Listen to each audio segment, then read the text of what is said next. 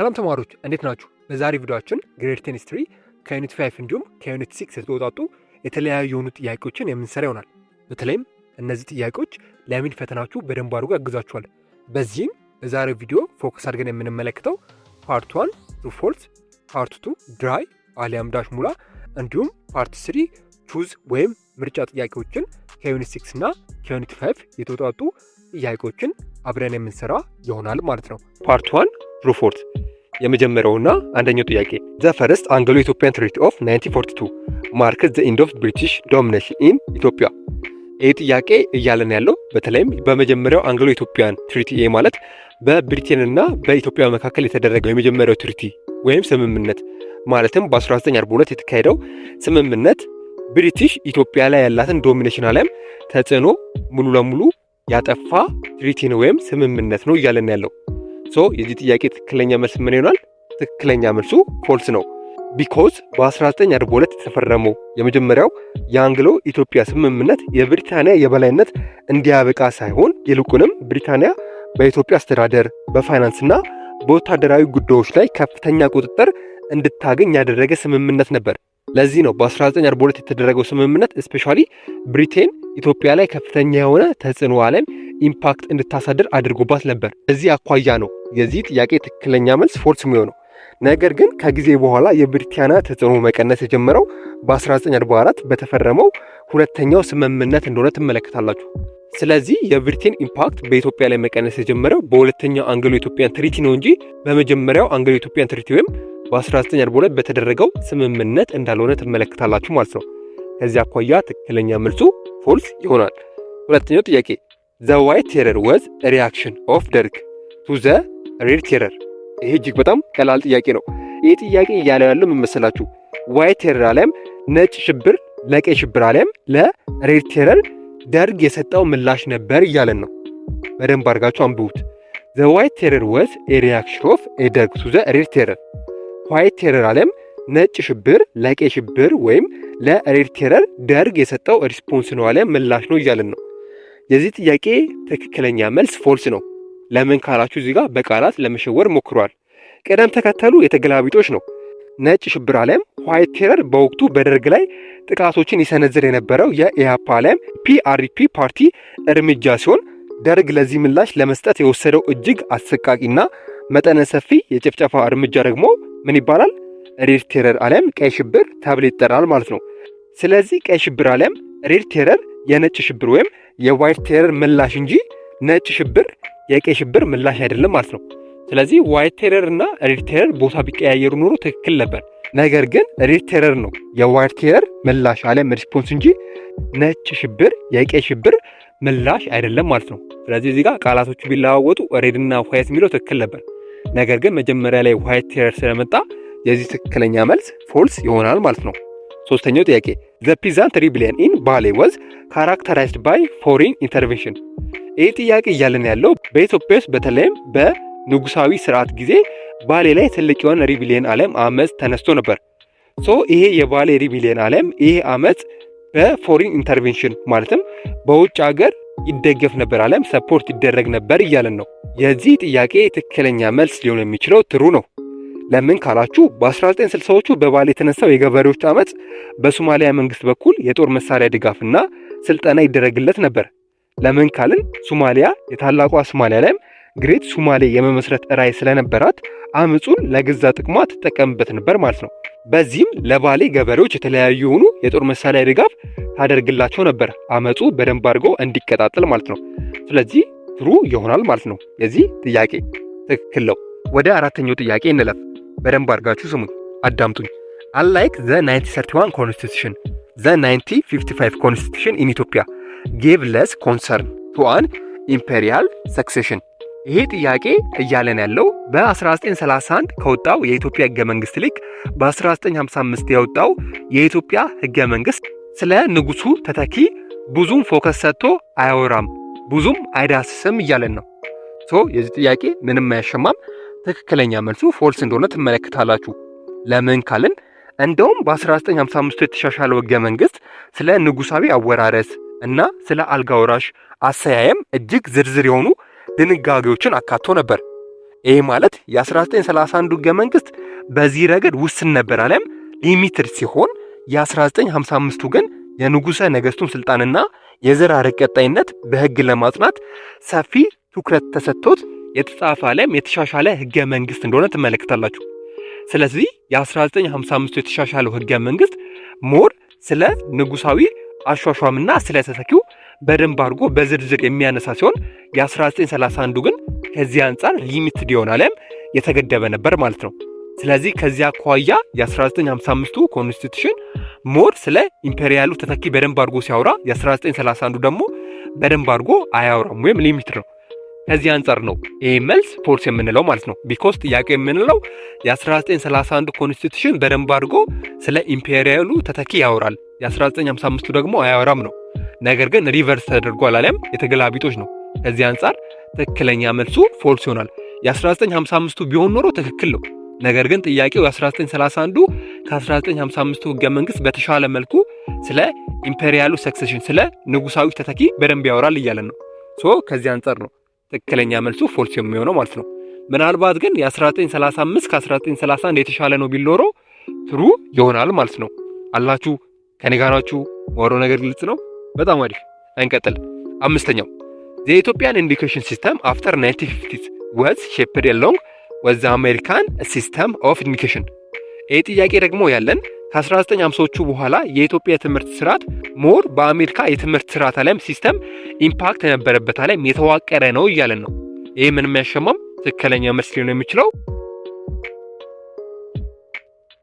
ቪዲዮውን ስላቋረጥኩባችሁ በጣም ይቅርታ፣ ግን ይሄን ቻናል እስካሁን ድረስ ሰብስክራይብ አላደረጋችሁ ሰብስክራይብ አድርጉ። ይሄን ቪዲዮንም እስካሁን ላይክ አላደረጋችሁትም፣ ስለዚህ ላይክ አድርጉ አድርጉ እንጂ። እሺ ስላደረጋችሁ እናመሰግናለን። ቀጥታ ወደ ቪዲዮ እንመለስ።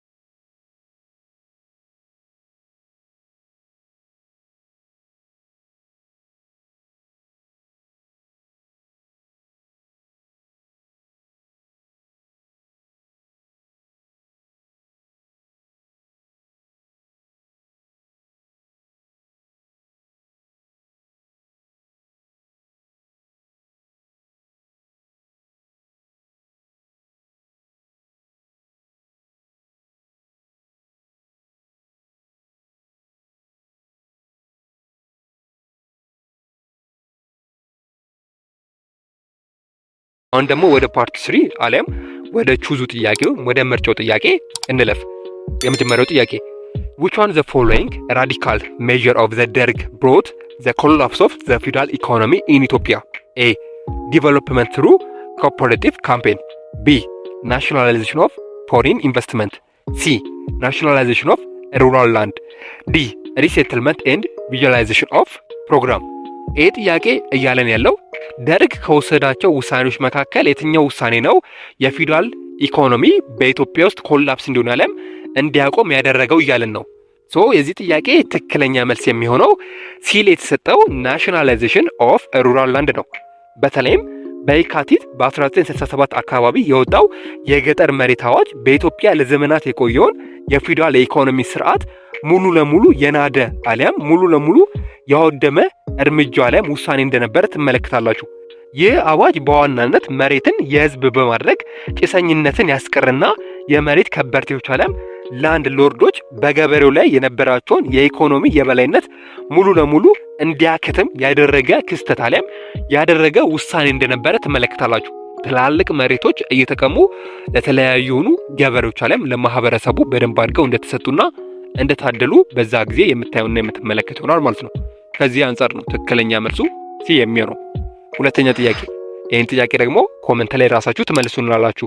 The main cause for the defeat of the abortive Cobret 1916 was A. The support of Britain to the imperial realm. B. Growing opposition to the Hofmark from university student. C. Lack of support from the army. D. Division among the leader. ይህ ጥያቄ ደግሞ እያለን ያለው እንደምታውቁት በ1960 የተደረገ መፈንቅለ መንግስት ነበር በንጉሳዊ አገዛዙ ላይ ማለት ነው። ሶ ይሄ መፈንቅለ መንግስት እንዳይሳካ በዋናነት ያደረገው ነገር ምንድነው ነው የሚለው። ሶ ይሄ እጅግ በጣም ቀላል ጥያቄ ነው። መልሳችሁን ኮሜንት ላይ አስፍሩልን። ሶስተኛው ጥያቄ The main documentary film of Jonathan Dembley entitled The Hidden Hunger. A. Showed the brutality of Derg to the international community. B. Emphasized the agricultural reform of Imperial Rome. C. Disseminated the idea that Ethiopian is source of ancient civilization. D. Exposed the famine and drought, Wallo and the world. ይህ ጥያቄ እያለን ያለው በተለይም ጆናታን የሚባል ሰው ነበር። ይህ ጆናታን የሚባል ሰው በኢትዮጵያ ውስጥ አንድ ዶክመንተሪ አለም ዘጋቢ ፊልም ሰርቶ ለዓለም አሳይቶ ዓለም አቅርቦ ነበር። ይሄ ዘጋቢ ፊልም ርዕሱ ሃይደን ሃንገር አለም ድብቁ ረሃብ የሚባል ነው። ሶ ይሄ ዶክመንተሪ ምን ላይ ፎከስ ያደረገ ነው አለም ምን ላይ ትኩረት ያደረገ ዶክመንተሪ ፊልም ነበር እያለን ነው። ይሄ በጣም ቀላል ጥያቄ ነው። የዚህ ጥያቄ ትክክለኛ መልስ የሚሆነው ዲ ላይ ያለው ኤክስፖዝድ ዘ ፋሚን ኤንድ ድሮት ኦፍ ዘ ወሎ ነው። በተለይም ጆናታን ዴምብሊ በዛ ጊዜ የሰራው ዘጋቢ ፊልም ኢትዮጵያ ውስጥ ወሎ ውስጥ ተከስቶ የነበረውን እጅግ በጣም አስከፊ የሆነ ረሃብ አሊያም ድርቅ ነበር በዛ ጊዜ በዶክመንተሪ ፊልም ሰርቶ ለዓለም እንዲታይ ያደረገው ማለት ነው። ይህ ዘጋቢ ፊልም በወቅቱ በንጉሳዊ ስርዓት ተደብቆ የነበረውን አስከፊ የወሎ ረሃብና ድርቅ ለዓለም አቀፍ ማህበረሰቡ በማጋለጥ ለስርዓቱ መውደቅና ለህዝባዊ ተቃውሞ መፋፋም ትልቅ የሆነ አስተዋጽኦ እንዳደረገ ትመለከታላችሁ። ስለዚህ ጆናታን ዴምብሌ የሰራው ዶክመንተሪ ፊልም ሃይደን ሃንገር ይባላል። ከስሙ እንደምትረዱት ድብቁ ረሃብ ነው። ይሄ ዶክመንተሪ ደግሞ የሚያተክረው ስፔሻሊ ወሎ አካባቢ የተነሳውን ድርቅ አለም ረሃብ ላይ መሰረት አድርጎ የተሰራ ዶክመንተሪ ፊልም እንደሆነ ትመለከታላችሁ እንጂ ኤ ላይ ቢሌና ሲል የተሰጡት ትክክለኛ መልስ እንዳልሆኑ ታያላችሁ። ጭራሽ ከጥያቄው ጋር አይገናኙም ማለት ነው። ሶ ትክክለኛው መልስ ዲ ይሆናል። ቀጣዩ ጥያቄ The famous slogan Ethiopian student movement during the struggle against the imperial regime was A. All things the war front. B. Down to American imperialists. C. Land to the tailor. D. Revolution, motherland or days. ይሄ ምንም የሚያሻማ ጥያቄ አይደለም ብዬ ያስባለሁ። ቀደምም እንድመልሱት ዳሽ ሙላ ላይ የተሆነላችሁ ጥያቄ ነው። በኢምፔሪያል ስርዓቱ አለም በንጉሳዊ ስርዓቱ ጊዜ የኢትዮጵያ ተማሪዎች ከፍተኛ የሆነ ሰላማዊ ሰልፍ ያደርጉ ነበር። በዚህ ሰላማዊ ሰልፍ ደግሞ የሚጠቀሙበት አንድ ዋነኛ የሆነ ስሎጋን አለ አሊያም መፈክር አለ። ይሄ ስሎጋን ምን ይባላል? ሁላችሁም እንደምታውቁት ሲል ያለው ላንድ ቱ ዘ ቴረር አሊያም መሬት ላራሽ የሚለው መፈክር የኢትዮጵያ ተማሪዎች ታዋቂ መፈክር እንደነበረ ትመለከታላችሁ። ይህ ማለት የኢትዮጵያ ተማሪዎች ንቅናቄ የፊውዳልን ስርዓት ለመታገልና ገበሬው የመሬት ባላባት እንዲሆን ለመጠየቅ ይጠቀሙበት የነበረው ዋነኛና ዝነኛ መፈክር ላንድ ቱ ዘ ቴለር አሊያም መሬት ላራሹ እንደሚባል የምታዩና የምትመለከቱ ይሆናል ማለት ነው። ወደ ቀጣዩ ጥያቄ እንለፍ። which of the following event come first chronological order from the earliest to recent? A. the referendum of Eritrea during the imperial period. B. a proclamation of nationalization rural land. C. the regionalization of አክሊሉ ሀብተወልድ. ዲ launch of the እድገት በህብረት ዘመቻ። ይህ ጥያቄ ደግሞ እያለን ያለው ከተሰጡት አማራጮች መካከል መጀመሪያ ላይ የተከሰተው የትኛው ነው እያለን ነው። እዚህ ጥያቄ ትክክለኛ መልስ የሚሆነው ኤ ላይ ያለው ዘ ሪፈረንደም ኦፍ ኤርትራ ዲዩሪንግ ዘ ኢምፔሪያል ፔሪድ ነው። እሱ ነው መጀመሪያ የተከሰተው። በ1950ዎቹ መጀመሪያ አካባቢ ላይ ነበር የኤርትራ ሪፈረንደም የተከሰተው ማለት ነው። ሁለተኛ የተከሰተው የአክሊሉ ሀብተወልድ መልቀቂያ ነው። ስለዚህ ከኤርትራ ሪፈረንደም በመቀጠል ነው ይሄ ነገር የተከሰተው ማለት ነው። ሶስተኛው ደግሞ የእድገት ህብረት ዘመቻ ነው። ይሄ ደግሞ ሶስተኛ ላይ የሚመጣ ክስተት ነው። በመጨረሻም የገጠር መሬት ብሔራዊ ማድረግ አዋጅ ነው። የተሰጡት አማራጮች መካከል የኤርትራ ሪፈረንደም መጀመሪያ ላይ የተከሰተ ሲሆን ሌሎቹ ነገሮች ግን ከኤርትራ ሪፈረንደም ከተከሰተ በኋላ የመጡ ነገሮች እንደሆኑ የምታዩና የምትመለከቱ ይሆናል ማለት ነው። ተማሪዎች እንዴት ናችሁ? በያላችሁበት ሰላማችሁ ይብዛ። ዛሬ ደግሞ በዩኒት 5 ላይ የሚገኙ ሰመሪ ኩዌሽኖችን እንሰራለን ማለት ነው። ከዚህ በፊት ዩኒት 5 ላይ የተማርናቸው ቶፒኮች አሉ። በእነሱ ላይ ያተኮሩትን ጥያቄዎች እንሰራለን ማለት ነው። ስለዚህ እስከ መጨረሻ አብራችሁ ቆዩ። የመጀመሪያው ትሩ ፎልስ ነው። 5 ጥያቄዎች ናቸው። በጣም ቀላል ናቸው። ከተማርናቸው ጋር ሪሌት የሚያደርጉ ስለሆኑ አይከብዱም ማለት ነው። The United Nations Organization was established in 1945 after World War II። ምንድን ነው የሚለን? ዩናይትድ ኔሽን ኦርጋናይዜሽን ነው የተናል አይደል? ይሄ ዩናይትድ ኔሽን ኦርጋናይዜሽን የተመሰረተው ከ1945 ወይም ደግሞ ከሁለተኛ ዓለም ጦርነት በኋላ ነው የሚለው። ስለዚህ መልሱ ትሩ ነው ማለት ነው። ቢኮዝ ዩናይትድ ኔሽን ኦርጋናይዜሽን የተመሰረተው በ1945 ከሁለተኛ ዓለም ጦርነት በኋላ ስለሆነ ማለት ነው። ከዛ በፊት የነበረ የሆነ ኦርጋናይዜሽን ነበር አይደል? ምን የምንለው ሊግ ኦፍ ኔሽን። እሱን እናያለን ጥያቄዎች ላይ ስላለ እያየ ነው እንሄዳለን። ሰከንድ ኩዌሽን ዘ ሊግ ኦፍ ኔሽን ሰክሲድድ ኢን ፕሪቬንቲንግ ወርልድ ዋር ሰከንድ። ምንድን ነው የሚለው? ዘ ሊግ ኦፍ ኔሽን የምንለው ኦርጋናይዜሽን ማለት ነው። ከዩናይትድ ኔሽን ኦርጋናይዜሽን በፊት የነበረው ሁለተኛ ዓለም ጦርነትን ወይንም ወርልድ ዋር ሰከንድን ፕሪቬንት አድርጎ ነበር ወይንም ደግሞ እንዳይከሰት አድርጎ ነበር ሁለተኛ ዓለም ጦርነትን ነው የሚለው።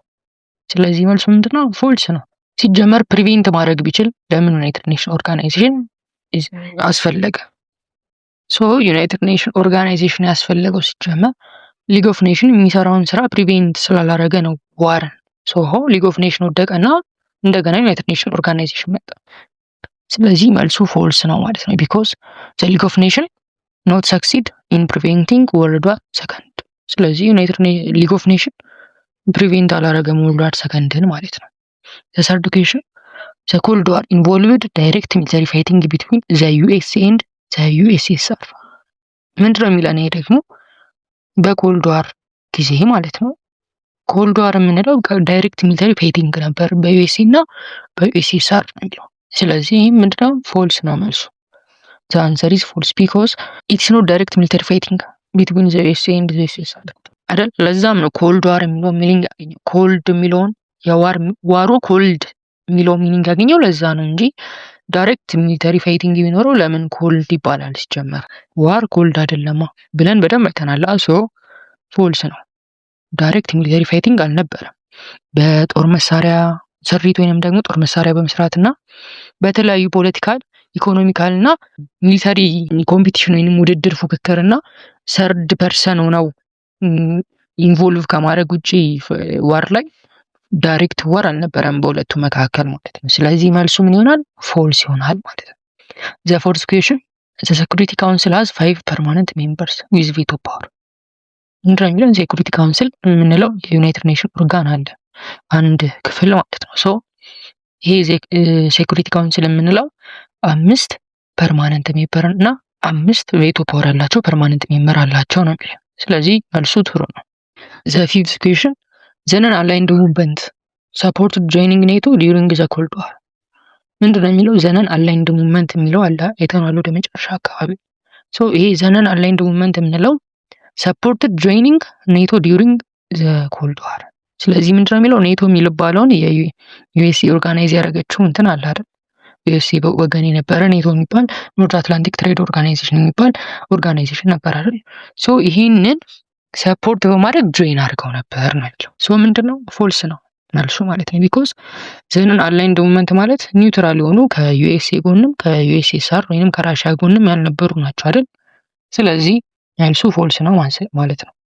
ሶ ሌትስ ሲ ዘ መልቲፕል ቾይስ። ሶ ዘ ሲክስ ኩዌሽን ዘ ፕሪዲሰሰር ኦፍ ዘ ዩናይትድ ኔሽን ዋዝ ኤ ኔቶ፣ ቢ ሊግ ኦፍ ኔሽን፣ ሲ ዋርሳው ፓክት፣ ዲ ኢሮፒያን ዩኒየን። ምንድነው የሚለን ዘ ፕሪዲሰሰር የምንለው ወይንም ደግሞ ከዩናይትድ ኔሽን በፊት የነበረ የምንለው ኦርጋናይዜሽን ማን ነበር? ሶ መልሱ ምንድነው? ቢ ሊግ ኦፍ ኔሽን። ሊግ ኦፍ ኔሽን ኢዝ ዘ ፕሬዲሰሰር ኦፍ ዘ ዩናይትድ ኔሽን። ስለዚህ ዘ አንሰር ኢዝ ቢ ሊግ ኦፍ ኔሽን። ኩዌሽን 7 ዊች ካንትሪ ዲድ ኖት ጆይን ዘ ሊግ ኦፍ ኔሽን። ሊግ ኦፍ ኔሽንን ያልተቀላቀለችው ሀገር ማን ነበረች ነው። ሶ እንደውም ሊግ ኦፍ ኔሽን ፌለሪ ላይ ወይንም ደግሞ ዊክነስ ላይ ስናይ ያነሳ ነው አንድም ያልተቀላቀሉ ካንትሪዎች ነበሩ ብለን ነበር። ሶ እሱ ነው የሚጠይቀን በተዘዋዋሪ ማለት ነው። ሶ ኤ ብሪቴን፣ ቢ ፍራንስ፣ ሲ ዩኤስኤ፣ ዲ ኢጣሊ። ሶ ዘ አንሰር ኢዝ ሲ ዩኤስኤ። ዩኤስኤ ዲድ ኖት ጆይን ዘ ሊግ ኦፍ ኔሽንስ። ሶ ዩኤስኤ ምን አላለችም? ሊግ ኦፍ ኔሽንን አልተቀላቀለችም ነበር። ኩዌሽን 8 ዘ ዩኤን ቻርተር ዋዝ ሳይንድ ኢን ኤ 1941፣ ቢ 1943፣ ሲ 1945፣ ዲ 1949። ሶ ምንድነው የሚለው የዩኤን ቻርተር ወይንም ደግሞ ዩናይትድ ኔሽን ቻርተር መቼ ነው የተፈረመው ነው የሚለው። ሶ ዘ አንሰር ሲ 1945። ቅድም መጀመሪያ ላይ ትሩ ፎልስ ላይ ተኗላ መቼ ነው የተመሰረተው የሚለው። ሶ ዩኤን ቻርተሩም የተፈረመው መቼ ነው? በ1945 ነው ማለት ነው። ሶ ዘ አንሰር ሲ 1945። ኩዌሽን 9 which UN organ is responsible for maintaining international peace and security? ምን ማለት ነው? የትኛው የዩናይትድ ኔሽን ኦርጋን ወይንም የትኛው የዩናይትድ ኔሽን አካል ነው ለኢንተርናሽናል ፒስ እና ሴኩሪቲን ለማስጠበቅ ኃላፊነት የሚወስድ ወይንም ደግሞ ኃላፊነት ያለበት ነው? ሶ ኤ ጀነራል አሰምብሊ፣ ቢ ኢኮኖሚክ ኤንድ ሶሻል ካውንስል፣ ሲ ሴኩሪቲ ካውንስል፣ ዲ አይሲጂ። ሶ ዘ አንሰር ኢዝ ሲ ሴኩሪቲ ካውንስል ማለት ነው። ሶ ኢንተርናሽናል ፒስ እና ሴኩሪቲ ለማስጠበቅ ወይንም ደግሞ ሜንቴን ለማድረግ ሪስፖንሲቢሊቲ ያለበት ማን ነው? ሴኩሪቲ ካውንስል ነው ማለት ነው። ሶ ዘ አንሰር ኢዝ ሲ። ኩዌሽን 10 which of the following countries has veto power in the United Nations Security Council? ኤ ጀርመኒ፣ ቢ ጃፓን፣ ሲ ኢንዲያ፣ ዲ ራሽያ። ምንድን ነው የሚለን?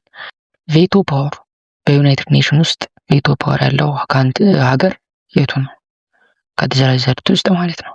ሶ ጀርመን አላት የላትም ቬቶ ፓወር፣ ጃፓን አላት የላትም፣ ኢንዲያ አላት የላትም። ሶ ዘ አንሰር ኢዝ ዲ ራሽያ። ከነዚህ ውስጥ ራሽያ ብቻ ነች ቬቶ ፓወር አላት በዩናይትድ ኔሽን ሴኩሪቲ ካውንስል ውስጥ ማለት ነው። ኩዌሽን 11 ዘ ኮልድ ዋር ዋዝ ሜንሊ ኮንፍሊክት ቢትዊን ኤ ኢሮፕ ኤንድ ኤዥያ፣ ቢ ኔቶ ኤንድ ዘ ዩኤን፣ ሲ ዩኤስኤ ኤንድ ዩኤስኤስአር፣ ዲ ቻይና ኤንድ ጃፓን። ምንድነው የሚለን? ኮልድ ዋር ሜንሊ ኮንፍሊክት ወይም ግጭቱ በማንና በማን ነበር? ስለዚህ ኤ በአውሮፓና በኤዥያ ነው አይደለም። ሲጀመር በአህጉር አይደለም በሀገር ደረጃ ነው አይደል ያየነው። ስለዚህ አይደለም ማለት ነው። ቢ ኔቶ እና ዩናይትድ ኔሽን ነው፣ ይሄም አይደለም ጭራሽ ይጠራረሳሉ። ዩናይትድ ኔሽን እንደው ለምን ተቋቋመ እናውቃለን፣ ኮንፍሊክትን ለማጥፋት ነው እንጂ ኮንፍሊክት ውስጥ የሚገባ አይደለም። ሲ ዩኤስኤ ኤንድ ዩኤስኤስአር፣ መልሱ ሲ ዩኤስኤ ኤንድ ዩኤስኤስአር ነው ማለት ነው። የኮልድ ዋር ሜንሊ ኮንፍሊክቱ በማን ነበር? በዩኤስኤ እና በዩኤስኤስአር ወይንም በአሜሪካ እና በራሽያ መካከል ነበር። ሶ ዘ አንሰር ኢዝ ሲ ዩኤስኤ ኤንድ ዩኤስኤስአር።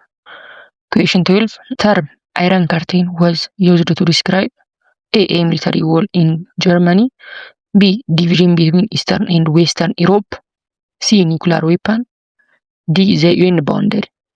So the term አይረን ከርቴን ወይንም ደግሞ አይረን ከርቴን የምንለው ተርሙ ዲፋይን የሚያደርገው ወይንም የሚገልጸው ምን ነው? A military wall in Germany ነው አይደለም። B division between Eastern and Western Europe ነው። መልሱ B division between Eastern and Western Europe ነው። እንደውም አይተን ነበር አይደል? ኢማጂነሪ ላይን ነው። ሶ ራሽያ የከፈለችውን ኢሮፕ ኢስተርን ይዛ ዌስተሩን ትታ ወይንም ደግሞ ኢስተሩ ተገንጥሎ ኢስተርን ወስዳ የከፈለችበት ላይን አለች አይደል? እሷ ነች አይረን ከርቲን የምትባለው ብለን በደንብ አይተናታል። ዘ አንሰር ኢዝ ቢ ዘ ዲቪዥን ቢትዊን ኢስተርን ኤንድ ዌስተርን ዩሮፕ።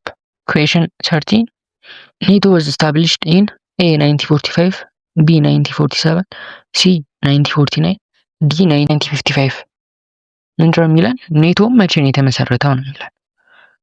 ኔቶ የተመሰረተው በ1949 ወይም ደግሞ 1949 ስለሆነ ዘ አንሰር ኢዝ ሲ ይሆናል ማለት ነው። ኩዌሽን 15 ዘ ዩኤስ ፖሊሲ ቱ ስቶፕ ዘ ስፕሪድ ኦፍ ኮሚኒዝም ዋዝ ኮልድ ኤ ማርሻል ፕላን ቢ ኮንቴንመንት ሲ ኒውትራሊቲ ዲ አይሶሌሽን። ምንድነው የሚለን? ዩኤስኤ ፖሊሲ ቀርጻ የኮሚኒዝምን ወይንም ደግሞ የራሽያን አይዲዮሎጂ እንዳይስፋፋ ለማቆም የቀረጸችው ፖሊሲ ስሙ ምንድን ነው? the answer is B containment. Question 16 the Marshall Plan was mainly aimed at A building weapons, B rebuilding Europe, C colonizing Asia, D supporting communism. ምንድነው የሚለን? the Marshall Plan ወይም ደግሞ ዩኤስኤ የነደፈችው ፕላን አይደል? ማርሻል ፕላን ብላ ይሄ ፕላን ሜንሊ ለምንድን ነው የተሰራው ወይንም ደግሞ ለምንድን ነው ፕላን የተደረገው? ስለዚህ መልሱ የሚሆነው ሪቢልዲንግ ዩሮፕ ነው። B rebuilding Europe. The answer is B rebuilding Europe because ካየን after World War II ዩሮፕ እና ኤዥያ በጣም ወድመው ነበር። አስተዋል እነ ፍራንስ እነ ኢንግላንድ ምናምን በጣም ወድመው ነበር። ስለዚህ ያንን ሪቢልድ ለማድረግ በጣም ብዙ ቢሊየን ዶላር ኢንቨስት ተደርጎ እንደ ፕላን እየተሰራ የነበረ ፕላን ማርሻል ፕላን ይባል ነበር ማለት ነው። the answer is B rebuilding Europe ይሆናል ማለት ነው የማርሻል ፕላን። Question 17 the arm race refers to A peace talks, B competition to build weapons, C trade competition, D border conflicts. ምንድን ነው የሚለው? አርም ሬስ የምንለው ምንን ነው የሚገልጸው ነው? ፒስ ቶክስ ነው አይደለም አይደል? ፒስ አርም ሬስ ተብሎ ፒስ የለም። መልሱ ቢ ኮምፒቲሽን ቱ ቢልድ ዌፐንስ። አርም ሬስ የምንለው በቃ ዌፐኖችን ወይም ደግሞ የጦር መሳሪያዎችን የማምረት ውድድር ማለት ነው። ሬስ የተባለው ለዛ ነው። አርም የተባለው ዌፐኑ ነው። ሬስ የተባለው ውድድሩ ነው። ኮምፒቲሽን ቱ ቢልድ ዌፐን ይሆናል ማለት ነው። ዘ አንሰር ኢዝ ቢ ኮምፒቲሽን ቱ ቢልድ ዌፐንስ። ኩዌሽን 18 ዘ ፈርስት ካንትሪ ቱ ዩዝ አቶሚክ ቦምብስ ወዝ ኤ ዩኤስኤስአር ቢ ጀርመኒ ሲ ዩኤስኤ ዲ ጃፓን። የመጀመሪያ አቶሚክ ቦምብን የተጠቀመችው ሀገር ማነች? ዘ አንሰር ኢዝ ሲ ዩኤስኤ ወይንም አሜሪካ ነች የመጀመሪያ አቶሚክ ቦምብን የተጠቀመችው። እሱንም ደግሞ ጃፓን ላይ ሂሮሺማ እና ናጋሳኪ በሚባሉ ከተሞች ላይ እንደደረሰች በደንብ ይታወቃል አይደል? ኩዌሽን 19 ስፑትኒክ ወዝ ኤ ኒውክሌር ቦምብ ቢ ዩኤስ ሚሳይል ሲ ዘ ፈርስት አርቲፊሻል ሳተላይት ዲ ዩኤን ፕሮጀክት። ስፑትኒክ የሚባለው ነገር ምንድን ነው? አይተናል አርም ሬስ ላይ እንደውም ዩኤስኤ ምን ታመርታለች፣ ዩኤስኤ ምን እያደረገች ነበር፣ ዩኤስኤስአር ደግሞ ምን እያደረገች ነበር የሚባለው ብለን ስናይ በደንብ አይተነው ነበር። ስፑትኒክ የሚባለው ዘ ፈርስት አርቲፊሻል ሳተላይት ነው። እሱም ራሽያ ፈርስት ዲስከቨር ያደረገችው ማለት ነው። ዘ አንሰር ዊል ቢ ሲ ዘ ፈርስት አርቲፊሻል ሳተላይት ነው ማለት ነው። ስፑትኒክ ማነው ዲስከቨር ወይንም ክሬትድ ያደረገችው? ማነች? ራሽያ ወይንም ዩኤስኤስአር ነበረች። ኩዌሽን 20 The non-aligned movement was officially formed in A 1955, B 1957, C 1961, D 1971. the non-aligned movement officially መቼ ነው ፎርም የተደረገው ነው? the answer is C 1961.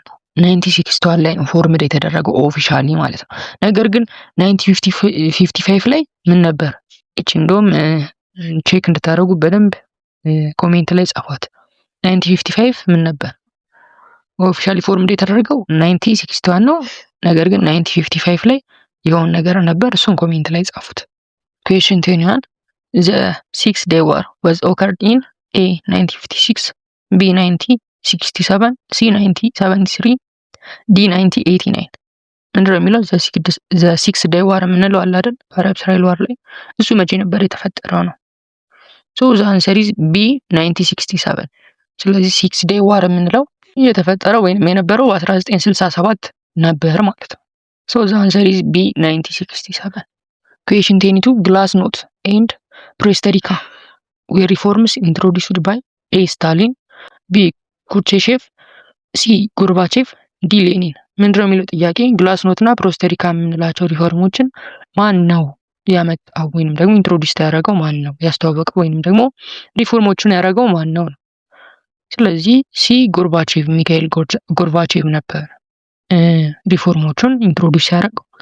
እነዚህ ሪፎርሞች ናቸው እንደውም ራሽያን ኮላፕስ ዩኤስኤስአር ወይንም ደግሞ ሶቪየት ሶሻሊስት ሪፐብሊኮችን ኮላፕስ እንዳደረገ ያደረገው እነዚህ ሪፎርሞች ነበሩ አይደል? ሶ ማን ነበር? ሚካኤል ጎርባቼቭ ነበር ማለት ነው።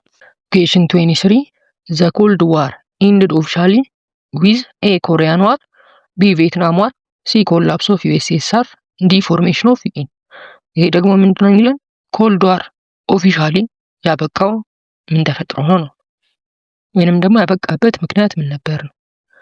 ስለዚህ ይሄ ኮሪያን ዋር ነው አይደለም? ኮሪያን ዋር አይደለም። እንደውም ኮሪያ ዋር ምን አደረገው የበለጠ አጋጋሉ። ቪየትናም ዋርም እንደዛው አይደል? ስለዚህ ኮልድ ዋር ያበቃው ኮላፕስ ኦፍ ዩኤስኤስአር ወይንም ደግሞ ዩኤስኤስአር ኮላፕስ ካረገች ወይንም ደግሞ ተቃራኒዋ የኮልድ ዋር ተቀናቃኝ የነበረችው ዩኤስኤስአር ወይንም ራሽያ ምንላት በመውደቋና ዩኤስኤ ብቻዋን ሱፐር ፓወር ስለሆነች ሶ ኮልድ ዋር ያለቀ ወይንም ኢንድድ የሆነው ኦፊሻሊ ምን ተፈጥሮ ነው ኮላፕስ ኦፍ ዩኤስኤስአር ሲሆን ነው ማለት ነው። ኩዌሽን 24 which of these was a key reform introduced by Mikhail Gorbachev in 1985? ምንድነው የሚለን ቅድም ሚካኤል ጎርባቼቭን ያመጣቸው ብለን ኢንትሮዲዩስ ያደረጋቸው ብለን ያወራናቸው ሁለት ሪፎርሞች ነበሩ። ሰው በ1945 የቶቹን ነው ሚካኤል ጎርባቼቭ ኢንትሮዲዩስ ያደረጋቸው ሪፎርሞች ነው የሚለው።